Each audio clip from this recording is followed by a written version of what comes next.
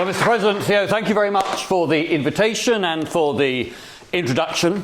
I am going to spare you the catalogue of sort of my career and sort of what I've done at various stages in politics, but I'll say at the start that you are welcome when we come to questions to ask me about anything that's on your mind, whether I have spoken about it or whether I have ignored the subject completely. So if you want to know about my role as Lord President of the Privy Council and the ceremony of the pricking of the High Sheriffs, or if you're wanting to know about the oath of homage still taken by bishops of the Church of England upon their appointment, then you're welcome to dwell on those matters too.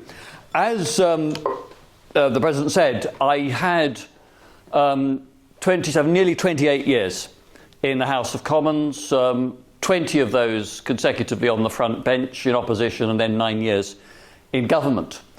I think that in that time, the single most terrifying moment was when, as Justice Secretary and Lord Chancellor, I had to take part in the state opening of Parliament after the 2017 general election, when you put on a surcoat, breeches, black tights, a huge, very heavy robe of state, and the most uncomfortable shoes that a male ever has to wear. I really felt for women and what they must go through after wearing those. And you walk in the Sovereign's procession with the Lord Chancellor's purse, which is best described as a square-shaped carpet bag made of velvet with the royal coat of arms on it, in which is the speech itself. And it is absolutely terrifying because you have at a given signal to go up on your own, TV cameras there, Lords full, Commons all assembled at the bar of the Lords, and kneel down on top of the steps, present the speech to, I did it to Queen Elizabeth, then go back down, back to your place, and then after the speech has been given to go through it in reverse and collect the text. And we rehearsed it a couple of days beforehand. And I remember Black Rod, the Lord's official in charge of ceremonies, saying to me, "David, don't worry, no, don't fret about this, doesn't matter which foot you lead off with, just walk forward at the signal from your place, but remember when your front foot gets to the top step, drop into a kneeling lunge straight away. If you go any further forward, you'll end up in her lap." And then he went on to say, "And when you turn around to come down the stairs, for goodness sake, don't knock the crown off the little table that it will be standing on there." So you go through the following weekend with nightmares of YouTube immortality, sort of preventing you from sleeping. So you have all of those those things, which is odd when you contrast that with the workaday political life, constituency and Westminster, and with the affairs of state, where I had great privilege to serve in a number of significant ministerial offices, to be a member of the National Security Council, to chair various cabinet committees, deputise to the Prime Minister on a number of occasions, and to visit every country in Europe apart from Belarus, where the politics was too difficult, and Andorra, Monaco, San Marino and Liechtenstein, where I felt that I couldn't really justify the taxpayer forking out to send me on a bespoke bilateral visit to those countries.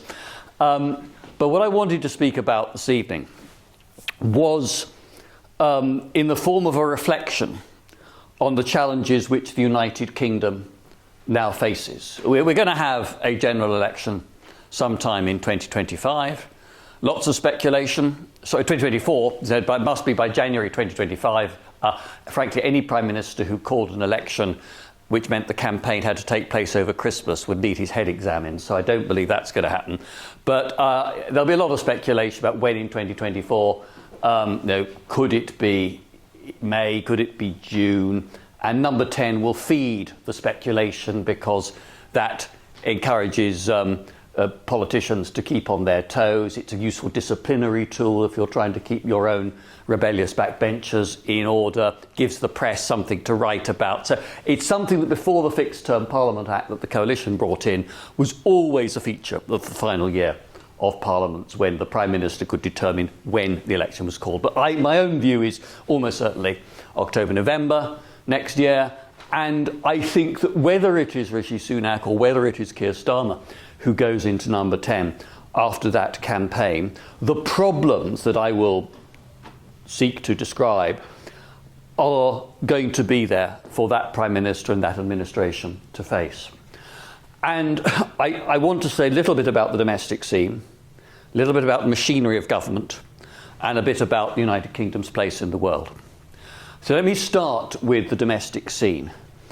And you will all be familiar with the slogan that was written on the wall of Bill Clinton's office when he was running for the presidency. It's about the economy, stupid. And I think that if we look at what the opinion polls are telling us about the priorities of most of the British public at the moment, or if we compare the United Kingdom's performance with that of other competitors, I think that it is the economy and the search for ways in which to generate economic growth and greater productivity in the United Kingdom that are going to dominate political debate over the next few years at least. Because in the UK, we are trying to cope at the same time with three profound challenges, each of which alone would tax the power and capacity of any government. Because none of them can be tackled without change and without, therefore, some difficult choices being made about relative priorities.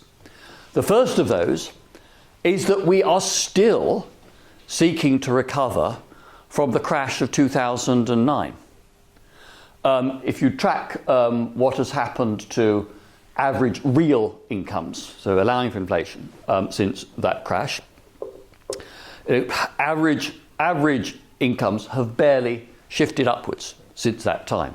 There have been times when it's gone down, there's times when it's gone up, but for most families in this country, we're talking about people with a standard of living that is no better than it was back in more than a decade ago. And the most recent forecasts from the Office of Budget Responsibility and from independent forecasters are saying that it will only be sort of perhaps the latter part of this decade that we will get back to sort of 2000, above 2008 levels, even to pre-COVID levels of living standards.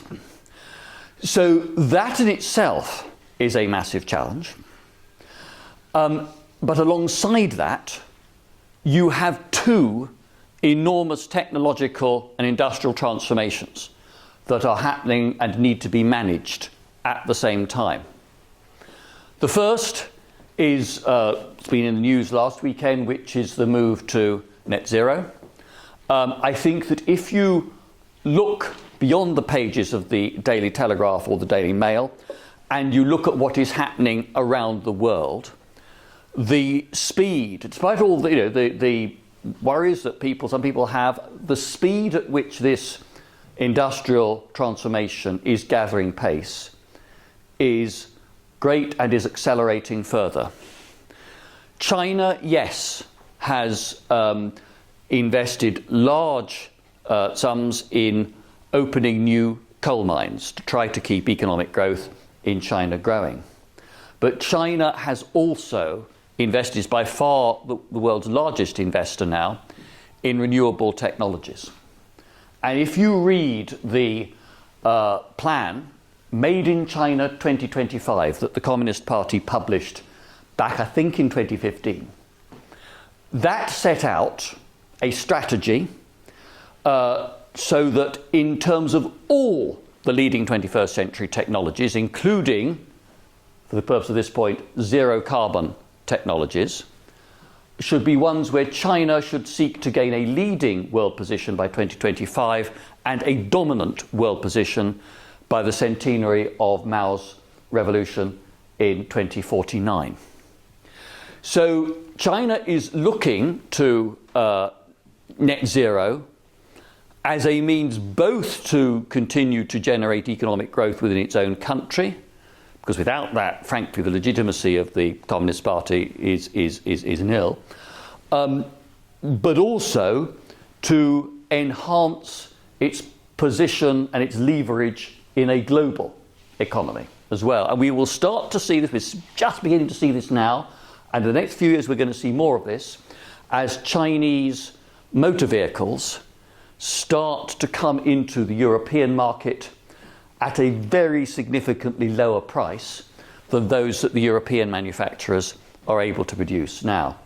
And we can see in Brussels and some of the inter-EU discussions, we're starting to see here the alarm amongst politicians. So we're going to have these difficult questions about carbon border adjustments, do we impose taxes on developing countries or emerging economies to take account of the fact that they may have less demanding carbon emission targets and environmental standards generally than do we.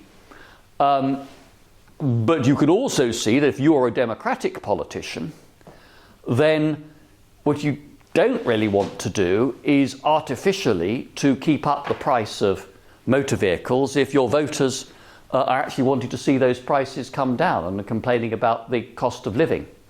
So my view is that for the United Kingdom, the way forward has to be to embrace this.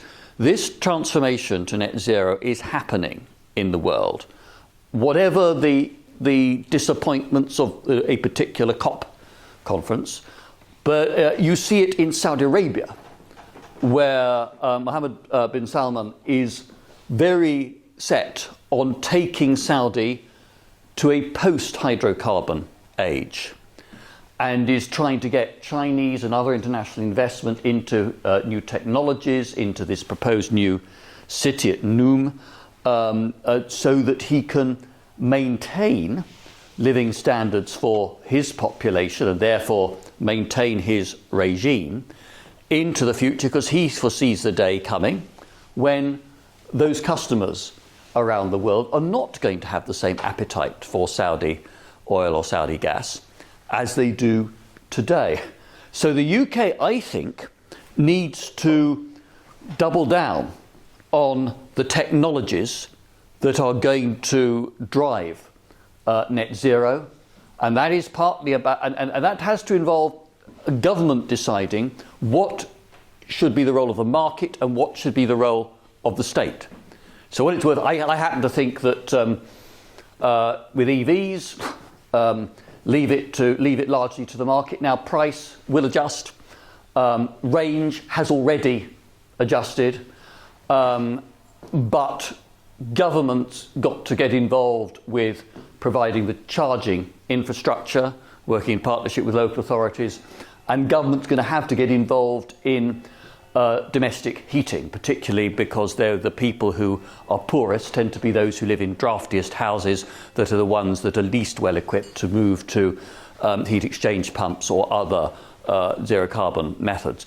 But we should be looking at this, and its best moments the government, I think, grasp this, and I think senior people in the Labour Party grasp it too, that this is something we should embrace as an opportunity, not see as a threat.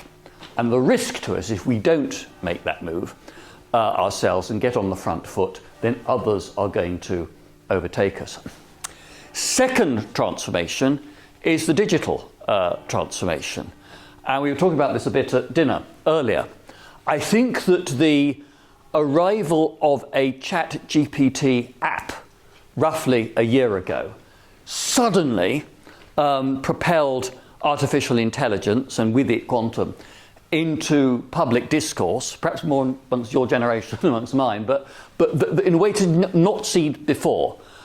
And I now talk to bosses of law firms and accountancy firms in London who say, actually, day is coming pretty quickly where we can get AI to do most of the stuff that we employ junior lawyers or accountants to do at the moment, and it'll be cheaper, They say the problem, though, is that we think we will still need the senior lawyers and accountants, and we haven't yet worked out the business model that dispenses with the juniors that still produces the senior and experienced men and women. I was at an event recently that the Governor of the Bank of England hosted to talk about the impact of AI and quantum on banking and the risk of financial frauds. And the banks are all very clear that the advent of AI, with the speed that quantum provides, means that almost any numerical codes and any PIN numbers used as passwords will be capable of being cracked in a very short period of time, however many digits or combination of characters you use.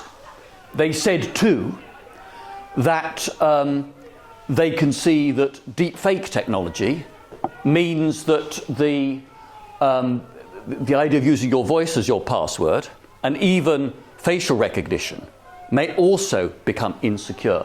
And they said, we don't know whether this could be 6 months' time, it could be 6 years' time, it could be 16 years' time. We don't know, except we know it's going to happen at some point.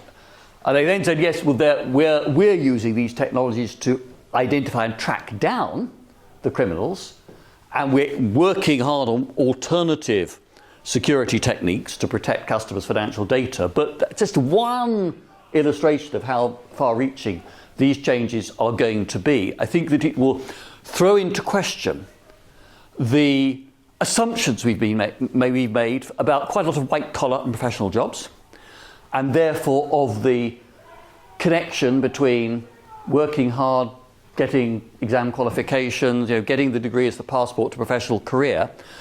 I still think when we come through that, and it'll be disruptive, we come through it, there will just be massive opportunities there for us. And I think my broader point is this. If I look at the UK has for generations and under governments of all political colours been held back by our relatively low productivity, our relatively low economic growth, certainly compared to the United States and compared to quite a number of our European neighbours, and our trade has been held back too. I remember when I was Europe Minister, seeing the stats and talking to the Trade Minister then about this, that if we had been able to emulate the average success of France, Germany and Italy in selling their exports to China or Kazakhstan or Brazil or Turkey or Malaysia, we would be making an appreciable improvement to our GDP and to our balance of payments. So I think that there really are opportunities there that we would be foolish not to grasp. Other countries, the Malaysias, the Mexicos, the Chiles, in the next generation, Ethiopia, Nigeria, South Africa, are not content with just providing cheap labour to do manual or other routine jobs. They are now looking at leapfrogging advanced economies and going straight to some of the new technologies. They are looking, China, India above all, are looking to compete with the West in terms of the high value, high quality manufactured goods, and then after that services that we've assumed it is our job to sell to the rest of the world.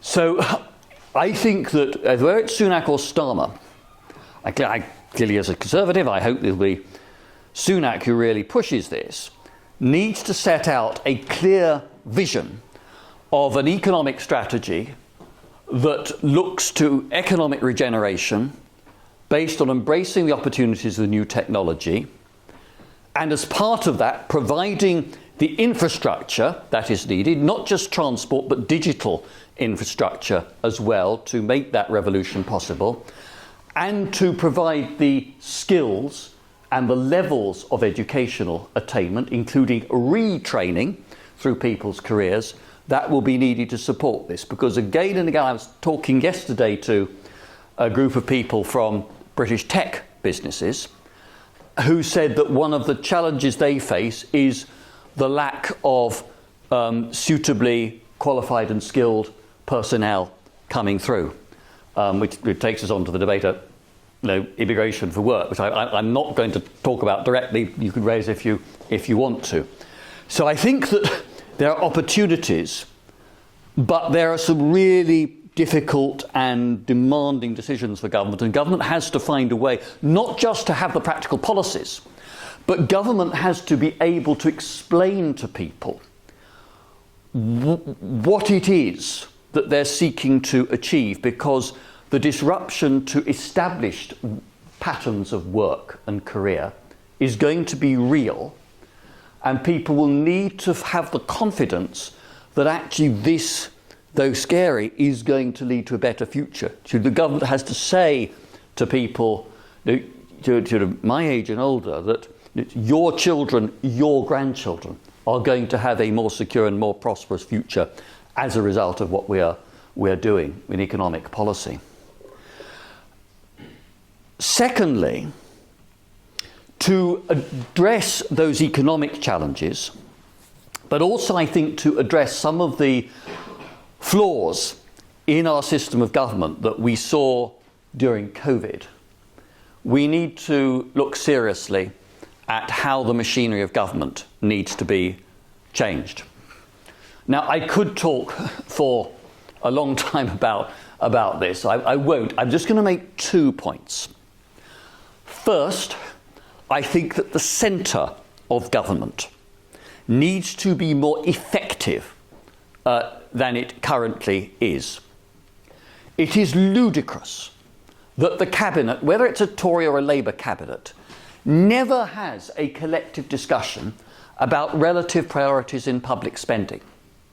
There is no cabinet discussion to argue the case as to whether we give priority to, for the sake of argument, 2 new prisons or 2 new warships, and to then think through what the policy consequences are of making that choice.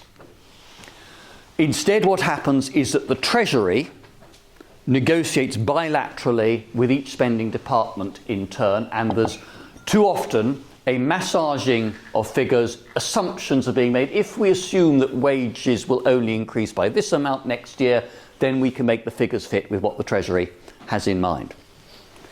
And we take decisions about policy making, policy implementation, so the practical delivery plan, and the allocation of money in 3 separate processes, too often in 3 different silos around Whitehall. And I disagreed fundamentally with Mr. Dominic Cummings on sort of most political issues, but where I thought he had some penetrating insights was over some of the flaws in how the centre of government operates. I certainly think that we need to have a system where policy making, implementation, and the money to fund the implementation are lined up as part of a single process.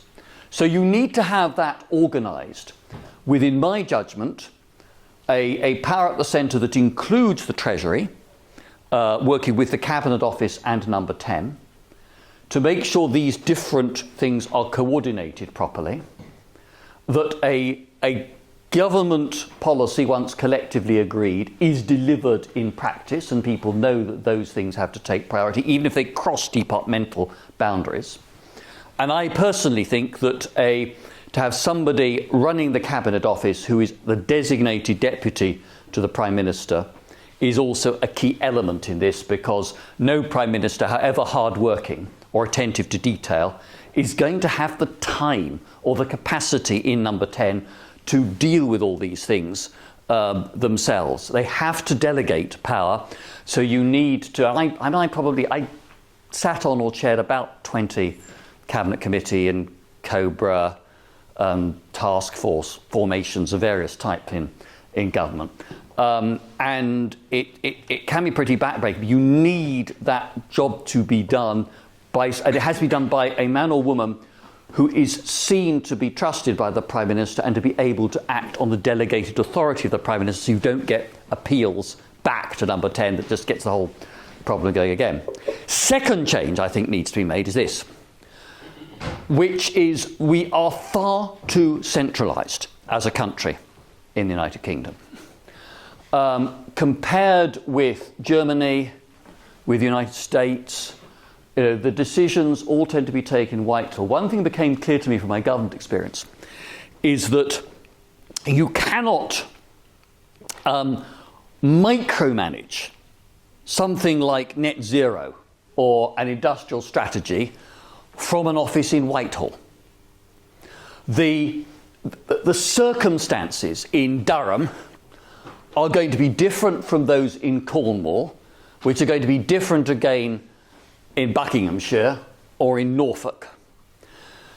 And you need to have a system that allows for those differences, that allows for innovation, which means we have to address the difficult political problem of getting away from this habit of condemning any difference as a postcode lottery, and actually saying this is about identifying scope for innovation and experiment, and then disseminating what works on the basis of successful best practice. And so I think that the lesson I draw from that is twofold. First of all, in implementing these policies, in using that assigned budget, central government has to work in partnership with metro mayors, where they exist, and with unitary boroughs and counties in the non-metropolitan areas. I have seen, you talked to Andy Burnham, you talked to Andy Street, I talked very amicably to Jamie Driscoll, that the local leaders have a convening power to bring together the leaders of universities, of business, of trade unions, of public services in their particular areas, and to devise a strategy for, let's say, it might be industrial policy, it might be for something on social policy like reducing reoffending, that is tailored to the circumstances of their particular area. And the problem you might face in preventing reoffending by rehabilitating drug and alcohol misusers or rehabilitating prisoners after their release may well be very different in Liverpool from in rural Northumberland or Sussex.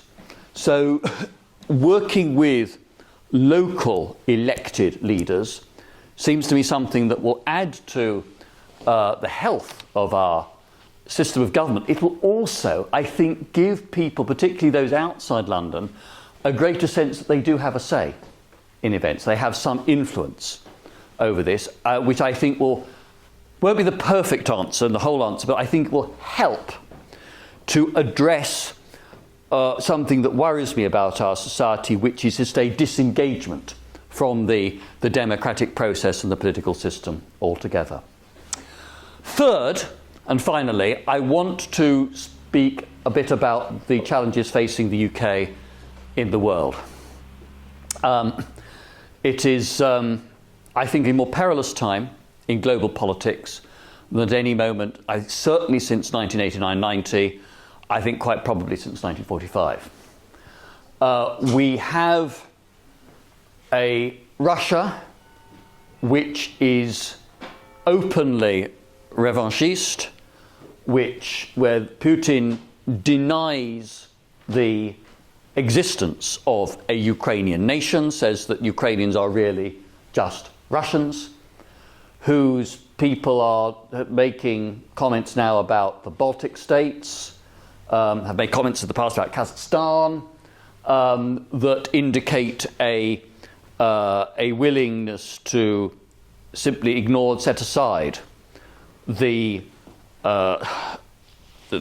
approach that's has held European politics in a measure of stability since the Helsinki Accords in the 1970s, that the frontiers and the sovereignty of individual nations are to be regarded as inviolable, and that you do not settle territorial disputes by invading another country. So Russia, it seems to me, poses a genuine threat, and I firmly believe that if Putin were to succeed in Ukraine, then the appetite would grow to put pressure on elsewhere in Europe. It wouldn't be invasion everywhere, but the current president of Latvia, I was saying to you when he was foreign minister, that he didn't fear Russian tanks coming across the border. What he feared was that 12 Spetsnaz would come across the border, occupy a Russian-speaking village in eastern Latvia, and sort of dare the Latvians to respond. And he said we would send in the Latvian army to resist them. The Russians would then send in reinforcements, and you'd be into a NATO crisis, and whether or not Article 5 and the collective self-defense of NATO, that would be put to the test at that point. And with other countries, some of the Western Balkans, ex-Yugoslav states, Hungary, Slovakia, Bulgaria, you can see Russian attempts at subversion, either interference in the electoral process or use of economic pressure. And we know, even in France, that money has been used to support far-right nationalist parties because Putin believes that that will help weaken NATO and the democratic order in the West. Strategically, China clearly presents a huge challenge too. I'm personally very much with the approach that the government is taking, and I think the opposition's not too far apart from this either, which is that we need to recognise the seriousness of the challenge, but that we can't somehow isolate a quarter of the world's population and sort of put China in a box, pretend it doesn't exist. So I find myself disagreeing with my former colleague Ian Duncan Smith and those who think like him. It seems to me that the Chinese challenge is primarily economic and technological. Going back to Made in China 2025, now they're very clear, by mid-century they want to dominate the global markets for zero carbon technology, for autonomous vehicles, for AI, for quantum, for life sciences, for new forms of aviation, satellite technology, and at the same time, of course, they are also striving. You look at the pattern of Chinese influence and Chinese placing of contracts in Africa and Latin America. China is trying to get a grip on the supply chains for critical raw materials. So I think that that challenge is real, and of course, I don't wish the Chinese people ill, but I don't want us to be in the position where, in the middle of this century, we have no choice except to rely on Chinese suppliers, Chinese technology, and therefore Chinese goodwill that can be given or withheld depending on the state of China's relations with that other country. And that, it seems to me, is the risk. And the lesson I take from that is, that is possible. China may change, and we need to have channels to China. We need to have dialogue with China. We can't somehow knock China out of the global system. It's far more integrated in global finance and trade than the Soviet Union ever was in the entirety of its existence. And for more countries in the world now have China as the more important trading partner than have the United States as the more important trading partner. So you can't wish China away.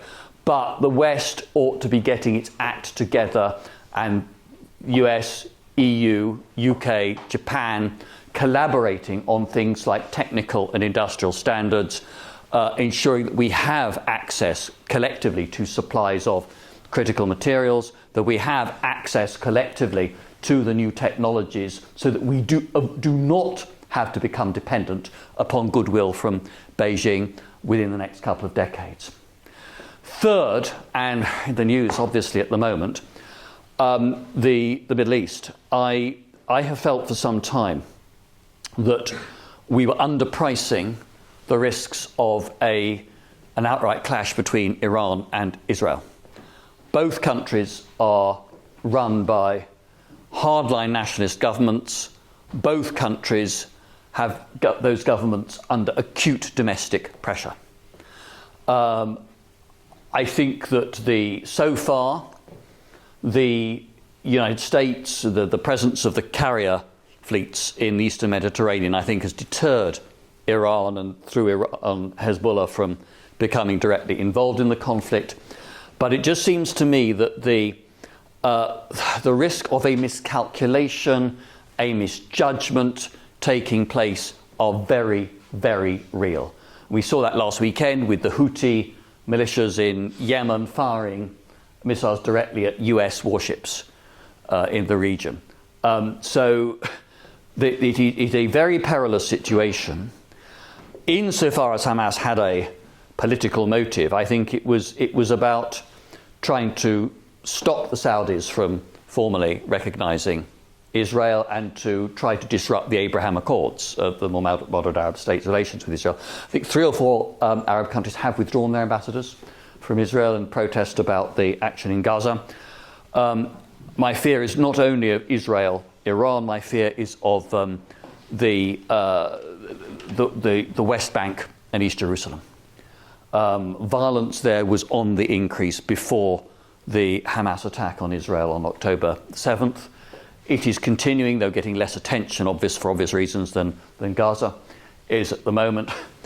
The Palestine National Authority leadership is weak, discredited, seen as corrupt. Mohammed Abbas is, I think, 87 years old and has been postponing presidential elections for the last 18 years. So the sort of credibility, the authority that he has is very, very limited indeed. And you have a predominantly young population.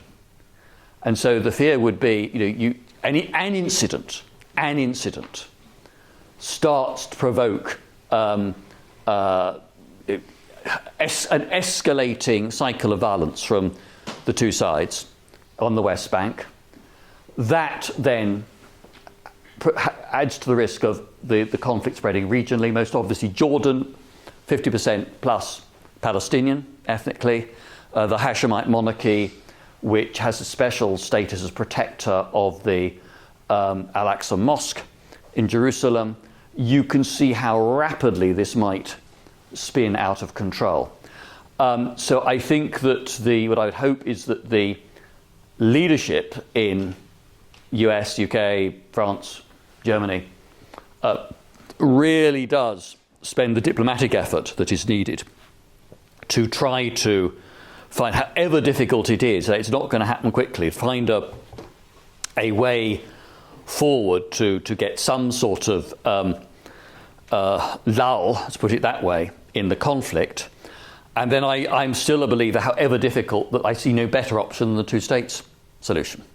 If anybody's got a better option, then please say. But it's not going to come anytime soon. But I think that trying to move in that direction is the only way forward. And as with Northern Ireland, it took a very long time between sort of first conversations and a settlement actually being reached. And Northern Ireland is not a shared society even now. And I think the Middle East will be more difficult, but I think it would be perilous just to assume that we can turn our backs and avert our gaze. Not only is the risk that the conflict growing, but then that has a direct impact on our interest if that leads to economic shocks. If there's an Iran-Israel conflict, then either the Straits of Hormuz will be closed, or at the very minimum, you're going to get oil prices and gas prices going through the roof because the markets will be fearful that the supply of hydrocarbons through the Gulf could be interrupted. So we have to be aware of that too. Now, I'm conscious of time. I must leave time. I've gone too long. Need time for you to ask questions. Let me finish on this point. I may have sounded a bit gloomy. And I do think that we're in an age which is of great disruption, of great peril. But I still, at heart, remain hopeful and ultimately optimistic. Because if I look at our global adversaries, Russia, China, Iran, North Korea, it's not really an axis of evil. I know the phrase is being trotted out again, but they are countries that have at the moment a common interest in conflict in resisting the West. But they are countries that don't have much in common with each other. The last thing that Putin or Xi want is for a Khomeini-type regime to start having influence in Russia or in China. Can you imagine, a sort of Shia Islamic sort of proselytizing going on in Western China? No way that Beijing wants to see that happen. And Putin knows that as he has become more dependent upon China as a result of the Ukraine conflict and the sanctions, he is becoming the junior partner of Xi Jinping. Very soon, earlier this year, very soon after one of the summits at which they proclaimed eternal friendship with each other, the Chinese did two things. They first invited to a summit in Beijing the leaders of all the Central Asian republics that had once been part of the Soviet Union to meet Xi. They didn't invite the Russians. And then the Chinese Foreign Ministry put out a statement and a new map of Northeast Asia, saying very pointedly that all Chinese official publications and communications from now on would describe Vladivostok and other neighbouring towns and cities by their proper Chinese names, because that is territory that once was part of the Chinese Empire. So the tensions are real, and the resentment in Russia about becoming a junior partner of China, the dependence on China, is something they really will resent. And against that, despite all the problems we have, the democracies do share a set of common values based upon the ability to choose your government freely and to chuck them out when you're fed up with them, on the rule of law, and on ideas about human rights. And it is not to Russia and China that you see people from Africa or Asia seeking to travel for refuge or for economic opportunity. It is to the countries of Western Europe, it is to the United States of America that people are seeking to go. So I think that the model, the ideal that we stand for, is still, to borrow Churchill's phrase about democracy, maybe the worst of all systems apart from all the others. But I think we need to have confidence in our own values and confidence in our ability to act, to defend our interests. And for that, we need political leadership that can, at the same time, describe a vision for the future of this country and of the Western Alliance, and deliver the practical policies that will start, at least, to make that vision real in the lives of the people up and down this country. Thank you very much indeed.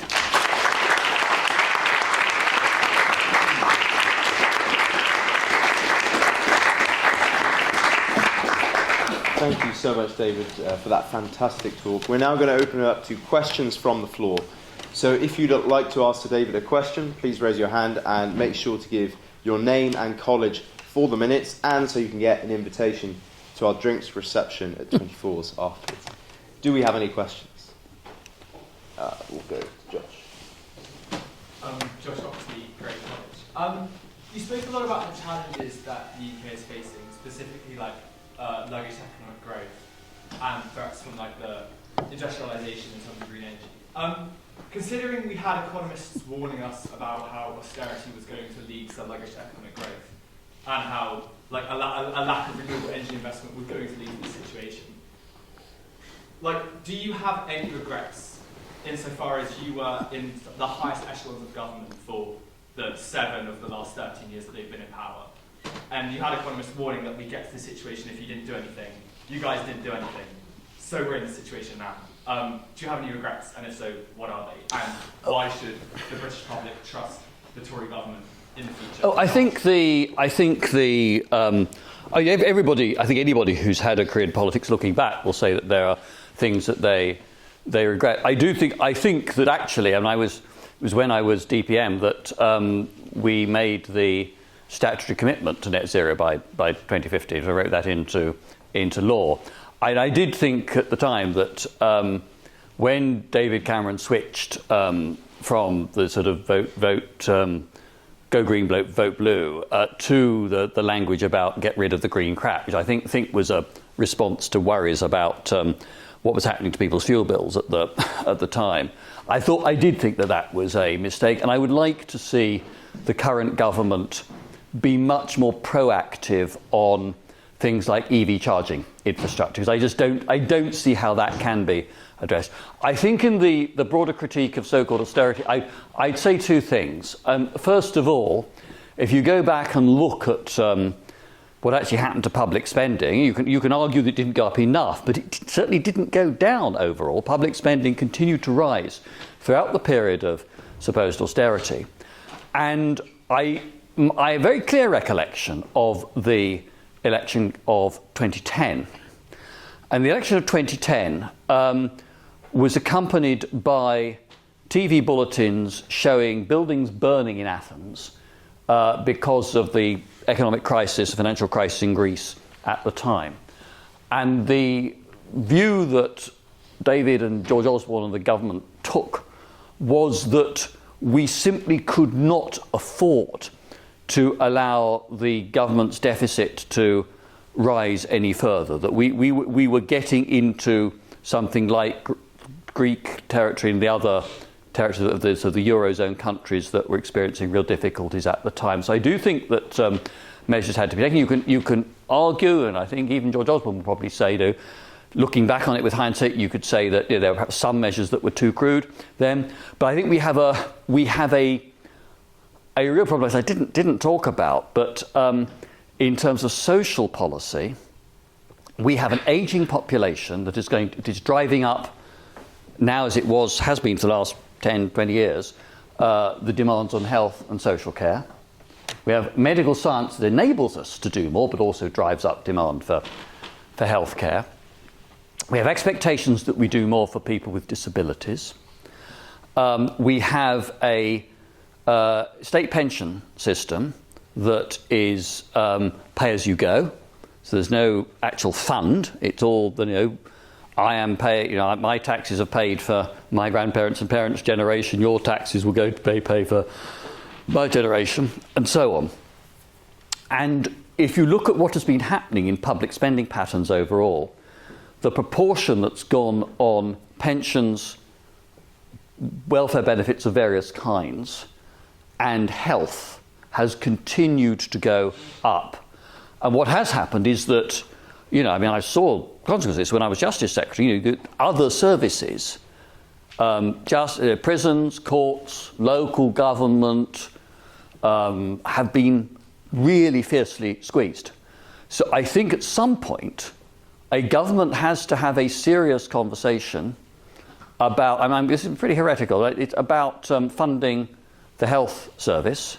I would say it'll be primarily funded by taxation. That will continue. But do we need to do what most European countries or the Australians are doing and have some sort of social insurance as well as tax support? Is it right do we say that a universal state pension is a good and brings society together? Or do we means test it in some way? I'm still inclined to say it should be universal, but I just find it crazy that I, who have still decent income, I get £500 a year tax-free winter fuel allowance. It's absolutely crazy that we're doing that sort of thing. It isn't even taxed. So I think we need to ask ourselves some serious questions about the drivers of public spending there, because you can't get enough additional money just by taxing the rich, however you define the rich. You're going to have to, if you're going to have a significant increase in taxation, we're going to have to raise VAT or income tax or national insurance or a combination of those. And I think where we are in the electoral cycle, it can only be when there's a newly elected government, whichever party it is, and a prime minister with a mandate at the beginning of a parliament, who has the authority and the time to have that debate and to take through any reforms at that point. Any more questions? We'll go ahead. Sam Oliver, Duchy of Lancaster. You seem to be very engaged in detail and very diligent. If Rishi Sunak called you and invited you back to government, would you join? I made it very clear to Number 10. I'm not in the market for that now. I think that I understand why David Cameron took that role. I got to the stage. I said I was on the front bench continuously for 20 years, and I got to the stage at the end where actually had another cabinet job been offered to me, I was thinking there's only 2 or 3 that I would actually be interested in doing. So it would have to be. I think if no, for the sake of argument, if Sunak, against all the expectations, were to win the next election and then to ring me and say, right, come back, Cameron's going, come back as Foreign Secretary, or come and do, a seriously big cabinet job, I think about that. I'd probably end up in the divorce court. So I think my wife would have very, very strong views on it. Her words to me when I was trying to make up my mind in 2019 whether to go when Boris Johnson called the election or not was, I've put up with this for 28 years, not another 5, please. And those senior jobs are absolutely backbreaking. You will all be familiar with the contrast, the photographs of a Prime Minister or President first day in office and last day in office. And I've seen how those jobs age you. And because at this top level, there's stuff that happens at the secret side of government that you don't ever get to read about on security issues, but which take up a lot of time and a lot of worry. And so my workings, I don't lie awake at night waiting for the phone call, let me put it that way. I mean, if a new Prime Minister came and asked me to do something for the sake of the nation, you have to think about it seriously. But now, I've got other things I'm enjoying very much at the moment. Any more questions? We'll go at the back. Jack Appleton, Grey College. What do the Conservatives have to do to win the next election? I think that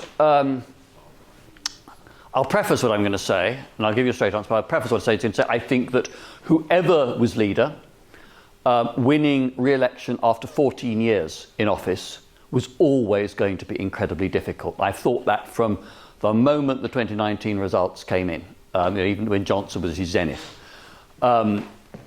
So some of this is just after 14 years, it's pointless trying to blame anything on the opposition when they were in government. It's too long ago. People are inclined to think, well, why shouldn't we have a change? There'll be people voting next year who were just starting reception class when David Cameron became Prime Minister, and to have voted in an election Labour won, you will need to be 37 or older. So the pitch is rather sloping against you as the incumbent. What I think my party needs to do, first of all, MPs have to decide they actually want to win. I'm seeing far too much self-indulgent anonymous briefing of the press about this or that. Say what you want plainly to people in the leadership behind closed doors. But there's just too many MPs are giving the impression that they've not only given up, but they just don't care what they say. And electorates dislike parties that are visibly divided. Secondly, I think that Rishi has to show competent and effective government, which should contrast both with the Partygate and with the Truss interlude, which I think cut through to the public opinion in a way I've not seen any economic issue do since Black Wednesday in 1992. And third, and I think and this is something I really want him to do, but he's not done yet, he's got to be more than a technocrat.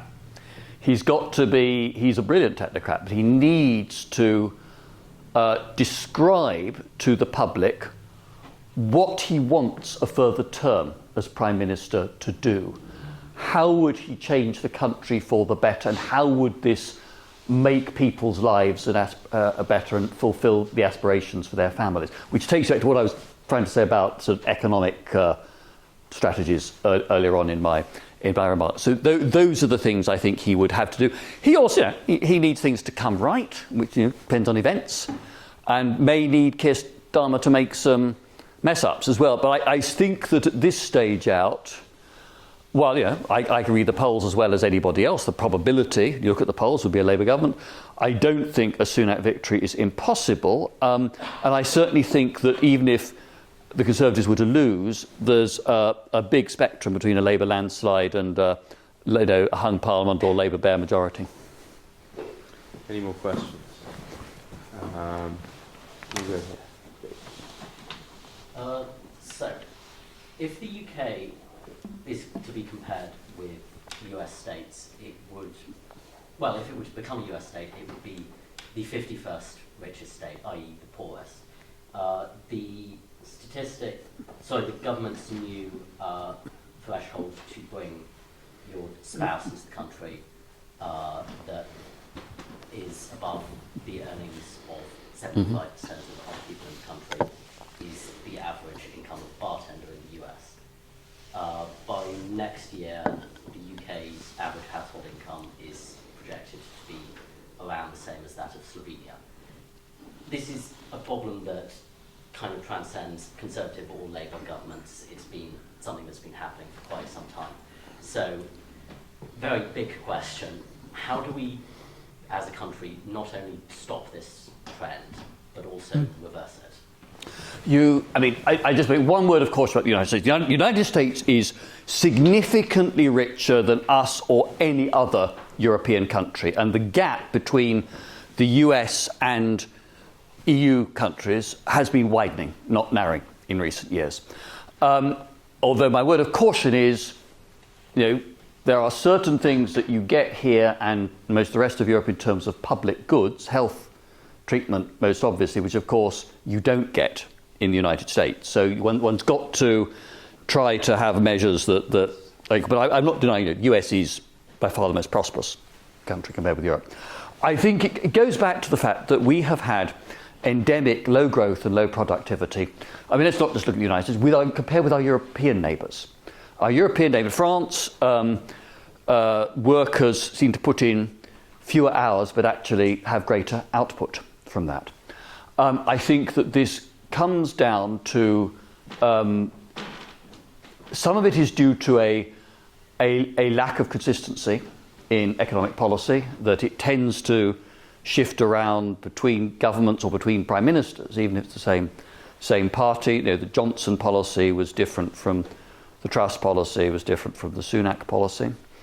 But I think a lot of it is down to the fact that we have not had this ability to think and plan strategically in terms of infrastructure and in terms of education and skills and in terms of housing. And housing, just in pure, leave aside the sort of personal happiness and fulfillment sort of objective of housing policy, but just in terms of labour mobility, this is important. I think that, those are issues. If there's any silver lining to Brexit, it is that it strips away any excuse from confronting the problems that have been endemic in the UK for far too long. And that is why we need to reform the way government is done in the way I described, to try to deliver those policies with the finance that's dedicated to those, which will mean other things cannot have finance dedicated to them. And it means just government pursuing these policies, these strategies relentlessly. I think it means, on immigration, an adult conversation with the electorate about the questions of labour market needs and the pressure of accommodating large numbers of people from a different cultural background. I think that, it is ironic that a Brexit vote that was in significant part about, was a reaction to EU freedom of movement, was then succeeded by an even bigger surge in legal migration. But I think we can't. No politician of any party can ignore the fact that there is a real public concern about levels of immigration, but we need, again, it's down to strategy and political communication leadership. What is it that we need? So what I would like to give the obvious example, health and social care, what we need, probably, I would say, is a 5-year plan, maybe a 10-year plan. Say, right, for this period of time, we're going to need to bring people in to fill these gaps. But then this is our plan to reform wages, to reform the way those sectors are organised so that these become more attractive roles for British people to do. And also we can use robots and other forms of technology to perform some functions that don't require a human being. But ultimately, then, we also have to face the fact that if our society is ageing, if there are fewer younger people of working age to care for a larger number of very elderly and frail people, then that has implications for immigration policy, because you can't, you will not have a sufficiently big pool of potential recruits amongst your homeborn population. So again, it's the need for leadership and grown-up conversation about this. Any more questions? We're over there. Emma John Snow. Do you think that the cancellation of the northern leg of HS2 was a good idea, given that the southern leg has driven straight through your form? Oh, I'd have scrapped the whole lot. I mean, I have always thought that HS2 would be a complete white elephant. I would have given priority from day one to what is now called Powerhouse Rail, and linking up the northern cities from Liverpool to Hull, and doing something for the northeast as well, because I think that, I mean, George I've been having this argument with George Osborne. George's view was that HS2 is about providing high-speed connections between London and the north, so that the northern cities would get onto the mental map of the people, whether in London or New York or Dubai or Mumbai, who decided where to put their investments, where to start up a factory, locate an office, site an R&D facility. I mean, I took the view that the studies I read on economic impact showed that it's London that would benefit rather than the north from HS2 economically, and that I never felt that even Manchester or Leeds on their own could sort of be seen on a level with London, whereas if you linked up the northern conurbations, that you'd have a critical economic mass there that would be a counterweight to London. And I always took the view that HS2 was based on assumptions about future growth in passenger numbers. I just couldn't see how they would be fulfilled. And that was pre-COVID, pre-Teams and Zoom. So my fear is that we end up with a project that will be late, will be over budget, that will join London to Birmingham. And the case for HS2 as a high-speed link was never about just London to Birmingham. It was always justified to my constituents on the basis of this is about regenerating the northern cities. So if it's not doing that, I mean, I'd have stopped throwing good money after bad and junked the whole thing. I mean, I understand why not, but Birmingham, there's a Birmingham, as in Manchester and Leeds, very strong body of cross-party, cross-sector support for this project, and that is clearly a serious batter and pressure on government. But I have never been persuaded of the case for it, and that's it simply was those of us who were having to deal with it actually had to dig into the detail. And I found I had constituents who were retired transport consultants and railway engineers and tunnel specialists and noise consultants and so on. I mean, my briefing folders were about 3 feet thick there. But I have yet to be persuaded of that one. Any more questions? Then we'll be at the back of that. Stephen from Aylesbury College. Sorry. This is kind of a two-parter. So as we look ahead, how do you foresee the Conservative Party managing the influence of sort of the more right-wing members and navigating the dynamics of our relationship with the EU? And do you think it's likely that a split will occur within the Conservative Party, with its centre of gravity moving towards, also back towards, a central, and the more far-right members moving on to, say, the Reform Party or one of those parties? I think just take the second part first. I think if we assume the electoral system stays as it is, and I don't believe it will change unless you have a Labour minority government relying on Lib Dem support. I mean, everything I've heard from talks with shadow cabinet members is that there's no plan for electoral reform.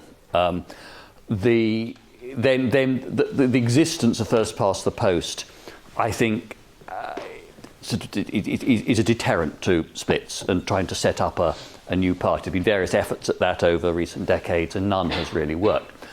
I think that when it comes to will the Conservative Party move back towards the centre, I certainly hope so, and I believe it will have to if it wants to form a government. And that is, if I look at what surveys can tell you about the attitudes of younger voters, then that will require both some policy shift on housing being the most obvious example, but it also means an attitude, language, tone that is less hectoring than what you get to some of my more right-wing colleagues, and more tolerant, more respectful. And I just think it's going to be essential. I've seen that in my lifetime. I've seen the Labour Party go mad twice, when they elected Michael Foot in the 1980s and when they elected Jeremy Corbyn. And on each occasion, they had to move back to the centre in order to get a shot at government. And I think the Conservative Party will, I don't know how long it would take if we lose office, but I think they will have to do the same thing. And the Conservative Party, as we saw in 2006 when they elected Cameron, party members elected Cameron, that they are, if they actually are convinced that to get office and power again, you need to do this, then they will move. In the short term, I think, I think that for the years immediately after 2019, the combination of just COVID just disrupting politics and political discourse, but also the Brexit wounds are so raw that it was difficult for those of my colleagues still in the House of Commons on my side, the European argument, to make their case. I think that's changed now. The polls for a year now have shown roughly 60% saying that, with hindsight, Brexit has been harmful to the country. And one polls recently would say 60% saying rejoin. I'm not sure how deep that feeling is, but I think that the Windsor framework was a very good step forward. I think that, and I've seen from talking to people from other European governments and from ambassadors in London, it's made a real difference to how they think about relationships with the United Kingdom. It's opened up new possibilities.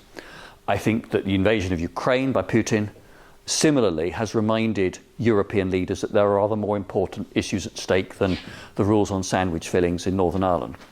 And I think that I would like Rishi to be less nervous of the right than he is at the moment, because I think there's opportunities, particularly on security and defence.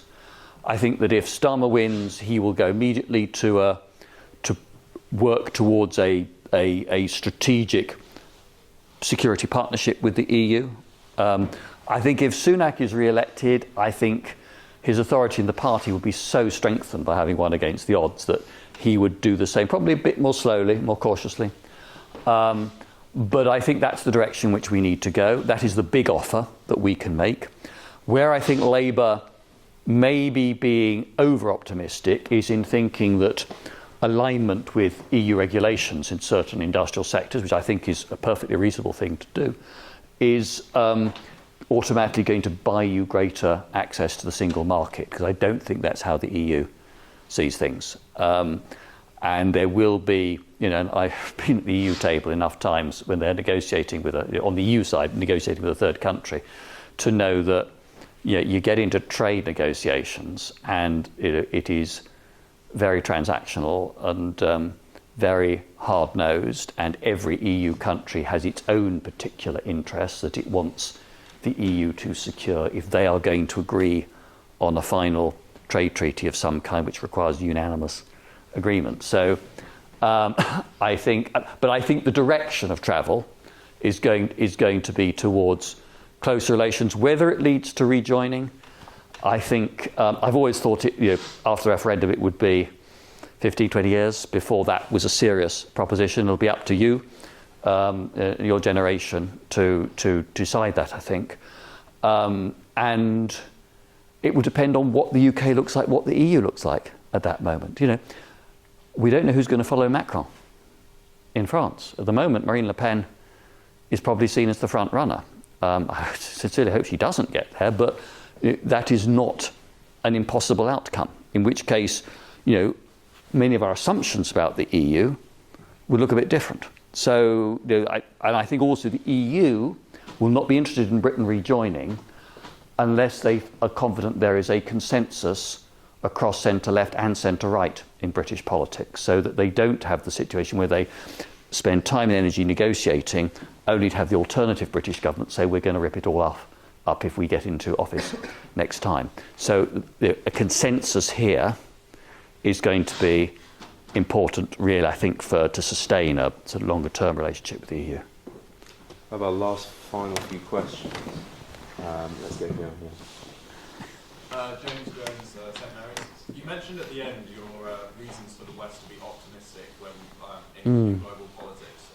Do you not think that, with the more or less uniform rise of populism across much of the Western world, Trump's doing very well in the polls at the moment. In the Netherlands, one of the further right parties has just won, and weird things are going on in Italy at the moment. Do you not think that the West are offering a disunited front against the kind of challenges that you spoke about?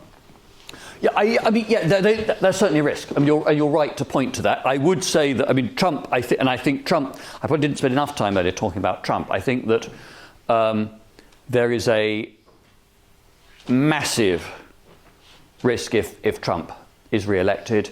His first term, he started off surrounded by key cabinet members and advisors who had military and industrial experience, the likes of Rex Tillerson, H.R. McMaster. Now, if he comes back for a second term, he will be surrounded by true believers, and will feel less constrained because he cannot be elected to a third term, so all brakes are off. I think the American system, state, Pentagon, agencies will try very hard to keep him back from weakening, let alone pulling out of NATO. But there is a strong isolationist element in United States politics that was there before the Second World War, and which I think we're seeing re-emerging now after sort of 70 years in abeyance. Putin certainly looks to Trump as somebody who would basically pull the rug out from under Zelensky to Putin's advantage.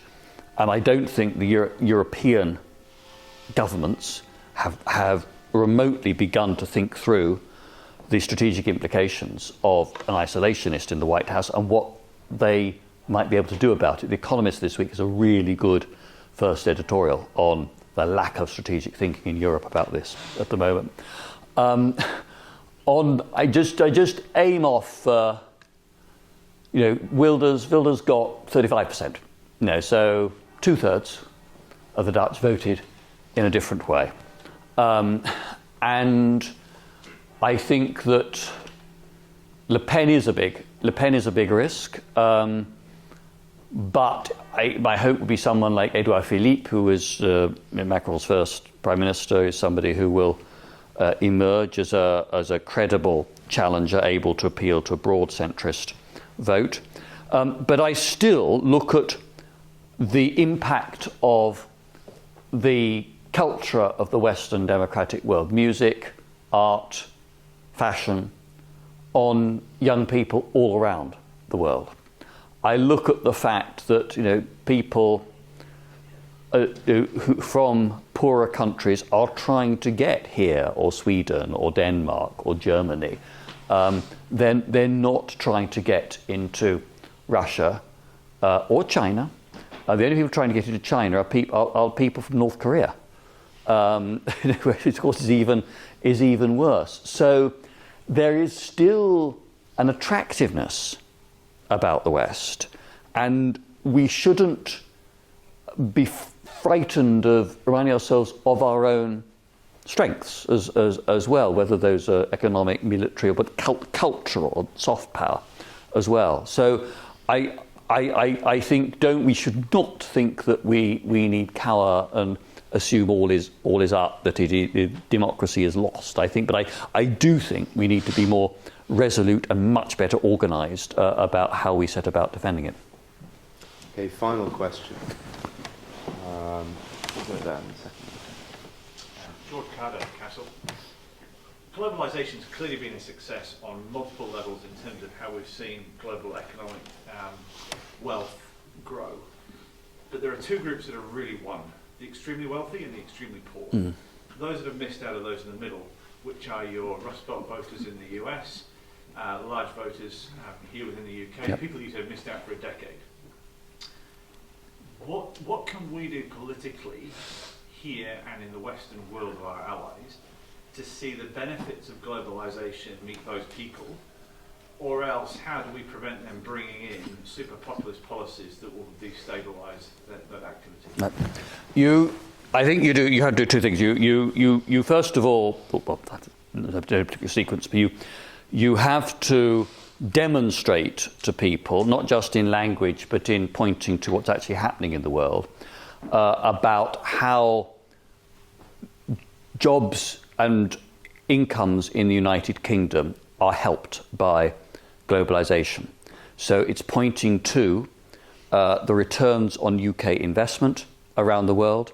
It's pointing to the fact that as globalisation enables the emergence of consumerist middle classes in Malaysia, Indonesia, Philippines, Chile, Argentina, Mexico, that those provide millions of new customers to which we can try to sell.